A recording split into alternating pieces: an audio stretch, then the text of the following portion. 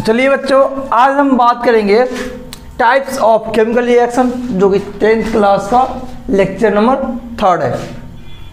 Last class में हमने balancing of chemical reaction देख लिया था।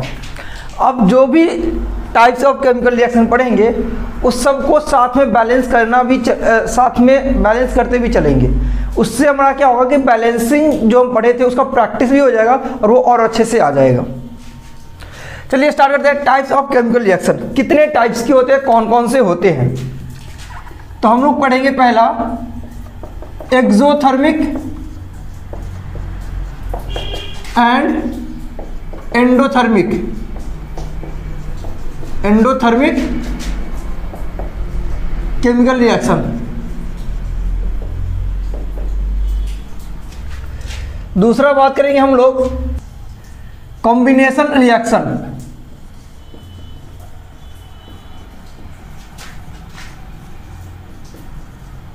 रिएक्शन शॉर्ट फॉर्म में है। थर्ड बात करेंगे हम लोग डीकम्पोजिशन।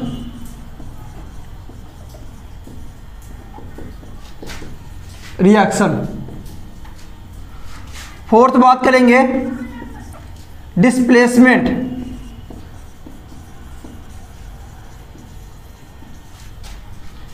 Displacement reaction. फोर्थ हो गया। फिफ्थ बात करेंगे डबल डिस्प्लेसमेंट।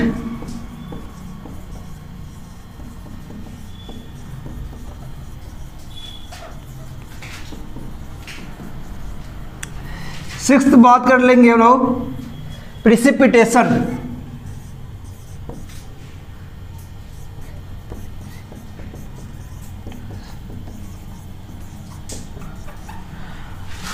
सेवेंथ बात कर लेंगे ऑक्सीडेशन और रिडक्शन।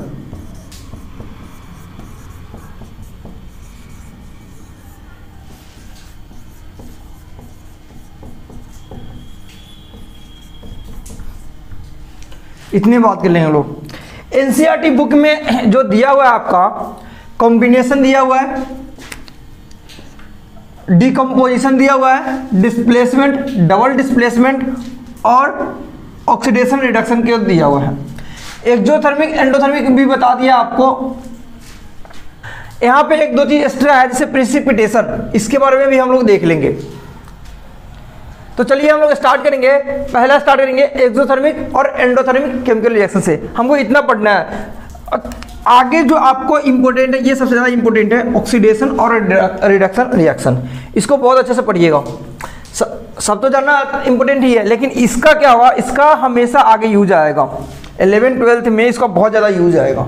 मैं इसको थोड़ा सा जो 10th क्लास में दिया हुआ है उससे थोड़ा सा ज़्यादा लेवल का बताऊंगा, ताकि आपको 11th में जो बच्चे केमिस्ट्री लेंगे उनको मदद मिल जाए, हेल्प हो जाए। चलिए स्टार्ट करते हैं। पहला केमिकल रिएक्शन एक्सोथर्मिक और एंडोथर्मिक। तो चलिए स्टार्ट करते हैं एक्सोथर्मिक और एंडोथर्मिक। एक्सो और एंडो का मतलब क्या होता है? कोई भी केमिकल रिएक्शन होगा, इसका मतलब एक रिएक्टेंट होगा और वो क्या होगा, प्रोडक्ट में एक क्या मतलब हो सकता है 1 हो, 1 से ज़्यादा हो। तो जितना ज़्यादा, अगर एक है तो ठीक है, एक से ज़्यादा होगा तो प्लस करके दिखा देंगे। जितना अगर 2-3 है तो जितना आएगा सबको प्लस करके दिखा देंगे और प्रोडक्ट को भी सेम ऐसे ही कर देंगे। चलिए एक्सोथर्मिक बताते हैं। एक्सोथर्मिक क्या होता है? एक्सोथर्मिक होता है कोई भी केमिकल रिएक्शन में, कोई भी केमिकल रिएक्शन में अगर आपका प्रोडक्ट जहां मिलेगा, प्रोडक्ट के साथ साथ आपको हीट मिले, प्रोडक्ट के साथ आपको अगर हीट मिले तो आपका ये जो रिएक्शन होगा इसको बोलते हैं एक्सोथर्मिक। मैंने क्या बोला? Any chemical reaction, any chemical reaction in which we get heat in the product side। कोई भी केमिकल रिएक्शन में अगर हमारा हीट प्रोडक्ट साइड में अगर मिलता है तो उस केमिकल रिएक्शन को हम लोग क्या बोलेंगे? Exothermic chemical reaction. एग्जाम्पल की बात करें, जितने भी कंबशन रिएक्शन होते हैं, जैसे किसी चीज को जलाना होता है तो जलाएंगे तो वो आपको हीट देगा, तो जितने भी कंबशन रिएक्शन होंगे वो आपको क्या हो जाएगा, exothermic combustion reaction.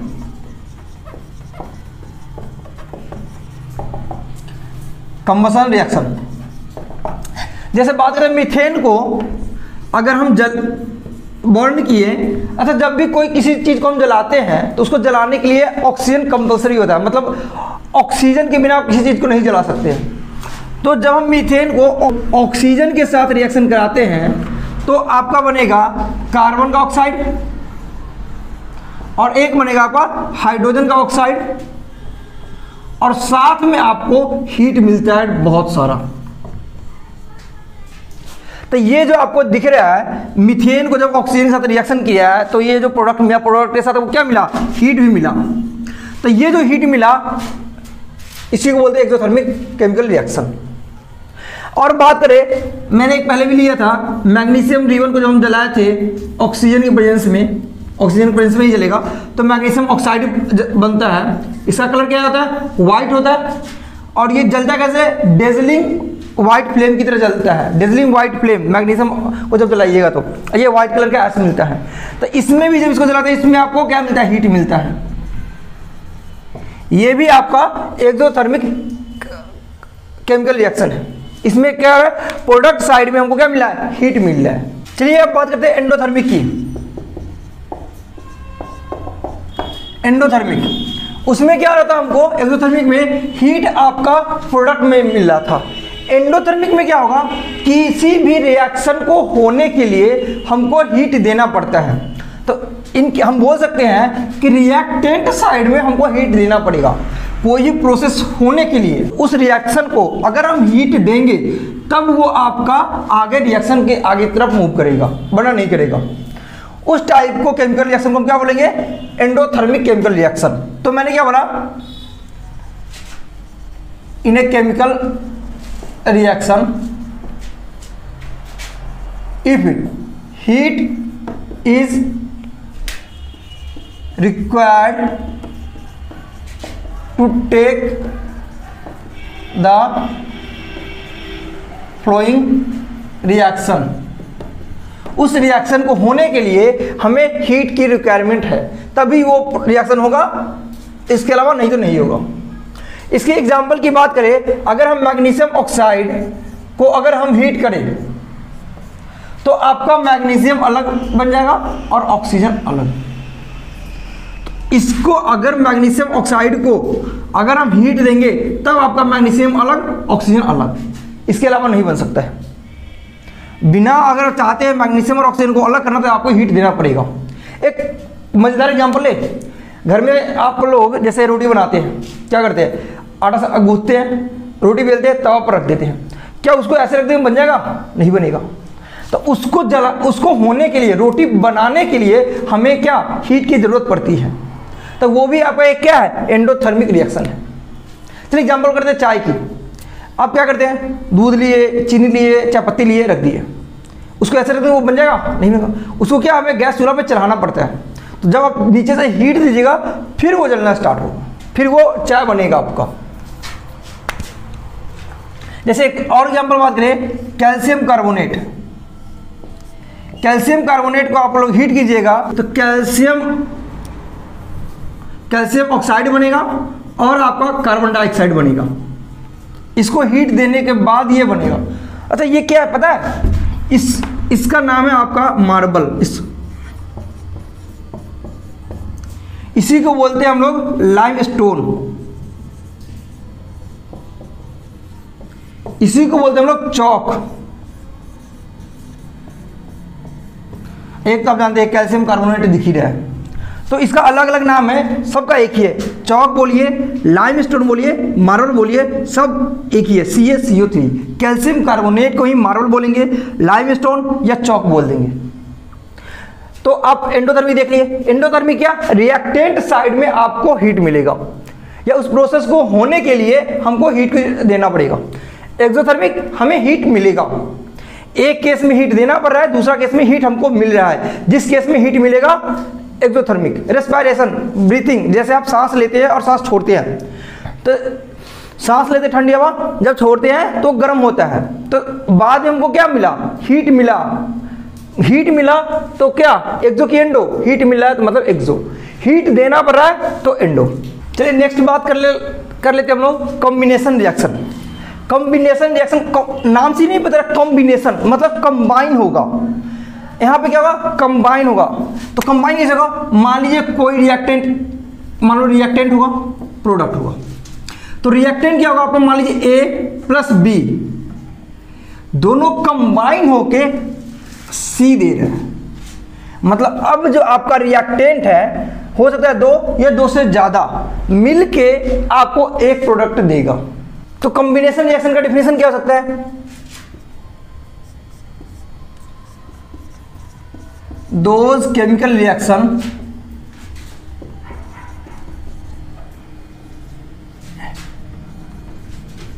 in which reactants are 2 or more than 2 to give a single product। मतलब वैसा केमिकल रिएक्शन जिसमें रिएक्टेंट आपका दो या दो से ज्यादा हो सकता है, जो कि आपका वो कंबाइन जो कि एक प्रोडक्ट दे। प्रोडक्ट आपका सिंगल रहेगा, प्रोडक्ट क्या रहेगा, सिंगल। रिएक्टेंट आपका दो या दो से ज्यादा, 2 और मोर देन 2,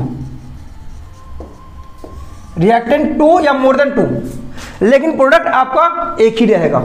उस टाइप को केमिकल रिएक्शन को हम बोल देंगे कॉम्बिनेशन केमिकल रिएक्शन। जैसे अभी देख लेते हैं ना, जैसे तो आप मैग्नीशियम को हम N2 के साथ रिएक्शन करा दें तो आपका बन जाएगा Mg3N2। ये तो मैक्सिमम नाइट्राइड, मैग्नीशियम नाइट्राइड। फिर अगर हम बात करें हाइड्रोजन गैस को H2O2 को रिएक्शन कराए तो क्या बन जाएगा आपका H2O। फिर हम बात करें कार्बन को अगर हम ऑक्सीजन के साथ बॉन्ड करें तो क्या बनेगा आपका CO2। ये सब क्या है, मतलब दो है, दो मिलके आपका सिंगल प्रोडक्ट देगा। रिएक्टेंट दो है, दो है, दो है, दो नहीं, दो से ज्यादा भी हो सकता है, कोई दिक्कत नहीं है, दो से या दो से ज्यादा हो सकता है, उससे हम क्या सिंगल प्रोडक्ट मिलेगा, उसको हम बोल देंगे कॉम्बिनेशन रिएक्शन। अच्छा यहाँ देखिए, यहाँ पे आपका हीट भी मिलेगा, तो क्या रिएक्शन जो होगा क्या एक ही टाइप हो सकता है, क्या इसको क्या बोल सकते हैं कॉम्बिनेशन रिएक्शन, या आपको यहाँ प्रोडक्ट में हीट मिल रहा है तो एक्सो की एंडो, हीट मिल रहा है एक्सो, तो एक्सोथर्मिक है। और ये क्या है, तो इसको क्या बोलेंगे कॉम्बिनेशन रिएक्शन या एक्सोथर्मिक रिएक्शन, ये दोनों है। ऑप्शन में अगर दोनों वाला ऑप्शन है तो दोनों लगाइएगा, ये दोनों है, कॉम्बिनेशन रिएक्शन भी है और एक्सोथर्मिक रिएक्शन भी है। चलिए नेक्स्ट बात कर लेते हैं हम लोग डिकम्पोजिशन रिएक्शन। इसमें भी रिएक्टेंट होगा, प्रोडक्ट होगा। कॉम्बिनेशन रिएक्शन क्या था, कंबाइन हो रहा था। डिकम्पोजिशन रिएक्शन क्या होगा, अब टूटेगा। उसमें क्या था आपका रिएक्टेंट दो या दो से ज्यादा, प्रोडक्ट सिंगल। डिकम्पोजिशन में रिएक्टेंट सिंगल और प्रोडक्ट 2 और मोर देन 2। उल्टा कॉम्बिनेशन रिएक्शन का उल्टा है डिकम्पोजिशन रिएक्शन। चाहे डिकम्पोजिशन का रिएक्शन का उल्टा बोल सकते हैं हम लोग क्या, कॉम्बिनेशन रिएक्शन। उसमें कंबाइन हो रहा था, दो लोग जुड़ रहे थे, दो या दो से अधिक लोग एक साथ जुड़ रहे थे। यहाँ पे क्या होगा, एक ही मतलब एक ही कंपाउंड रहेगा, उसमें से वो कंपाउंड अलग अलग टूटेगा। तो मैंने क्या बोला, डिकम्पोजिशन डिफाइन कर those chemical reaction in which single reactant get decomposed into 2 or more than two product. Single reactant आपका दो या दो से ज्यादा प्रोडक्ट देगा, उस टाइप को हम लोग रिएक्शन बोलेंगे डिकम्पोजिशन रिएक्शन। एग्जांपल की बात करें तो लेते हैं NaCl। NaCl को जब आप हीट दीजिएगा, अच्छा एक बात ध्यान दीजिएगा, डिकम्पोजिशन रिएक्शन है, सिंगल रिएक्टेंट है, रिएक्टेंट सिंगल है, हमें क्या उसको तोड़ के दो या दो से ज्यादा प्रोडक्ट बनाना है। तो किसी चीज को तोड़ेंगे तो कुछ ना कुछ देना पड़ेगा, एनर्जी देना पड़ेगा। तो यहाँ पे हम लोग डेल्टा जो लिखे, जहां जहां भी डेल्टा दिखाते हैं ना, डेल्टा का मतलब हीट होता है। केमिकल रिएक्शन के ऊपर अगर एरो दे दी है, इसका मतलब NaCl को हम हीट दे रहे हैं। इससे पहले भी अगर मैंने यूज किया होगा या आगे मैं यूज करूंगा केमिकल रिएक्शन के ऊपर एरो में, तो इसका मतलब यही होगा कि ये जो डेल्टा है हीट कर रहे हैं NaCl को, रिएक्टेंट को हीट दे रहे हैं ताकि वो डिकम्पोज हो, टूटे। तो ये जो टूटेगा यहाँ पे Na और Cl में टूटेगा, टूट गया। अभी मैंने दिया था कैल्शियम कार्बोनेट, जो कि लाइमस्टोन बोल सकते हैं, मार्बल या चौक, कुछ भी बोल सकते हैं, सब एक ही है। तो कैल्शियम कार्बोनेट को मैंने हीट दिया था, तो हीट देने के बाद ये आपका टूटा था कैल्शियम ऑक्साइड और कार्बन डाइऑक्साइड गैस था, जो गैस बनेगा, जो मतलब निकल जाएगा, जो प्रोडक्ट बनेगा अगर उसको किसी क्लोज कंटेनर में करें तो बने रहेगा, वरना ओपन रहेगा तो आपका इवॉल्व हो जाएगा, निकल जाएगा। तो ये फिर से, अच्छा फिर से आप इसको क्या बोल सकते हैं, एंडोथर्मिक या डिकम्पोजिशन रिएक्शन, ये दोनों है, एंडोथर्मिक भी है और डिकम्पोजिशन रिएक्शन भी है। तो एक बात यहाँ ये आता है कि डिकम्पोजिशन रिएक्शन में क्या हमेशा हम हीट देके ही तोड़ेंगे? क्या हमारे पास जो एनर्जी है हीट के फॉर्म में है? नहीं, एनर्जी अदर फॉर्म में भी है। एक तो थर्मल एनर्जी जो हीट है, थर्मल हो जाएगा। दूसरा हम बोलते हैं इलेक्ट्रोलाइसिस। इलेक्ट्रोलाइसिस का मतलब हम उसको इलेक्ट्रिसिटी पास कराते हैं, इलेक्ट्रिसिटी देते हैं, करंट देते हैं, तो इलेक्ट्रोलाइसिस।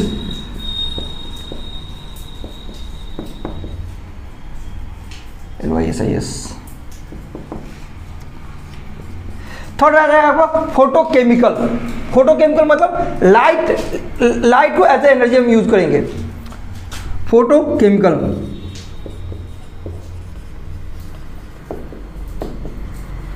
तो डिकम्पोजिशन रिएक्शन में अगर हमको तोड़ना पड़े तो तीन तरीके से तोड़ सकते हैं, या तो थर्मल एनर्जी जो हीट के फॉर्म में आएगा, इलेक्ट्रोलाइसिस जो कि हम क्या करेंगे, इलेक्ट्रोलाइसिस में इलेक्ट्रिसिटी देंगे, करंट पास कराएंगे, फिर लास्ट में क्या आपका फोटोकेमिकल। फोटोकेमिकल में क्या होगा, लाइट को हम एज ए एनर्जी यूज करेंगे। चलिए हम एक एक को पढ़ते हैं, देखते हैं क्या है। तो चलिए हमने बोला था डिकम्पोजिशन रिएक्शन में तीन तरीके से हम उसको तोड़ सकते हैं। एनर्जी हम थर्मल के फॉर्म में दे सकते हैं, इलेक्ट्रोलाइसिस एक नहीं लिखे, एक बाद में देंगे, एक हमारा क्या था फोटोकेमिकल। तो चलिए पहले बात करते हैं थर्मल। थर्मल में क्या किए थे, use of heat to follow, heat is required to take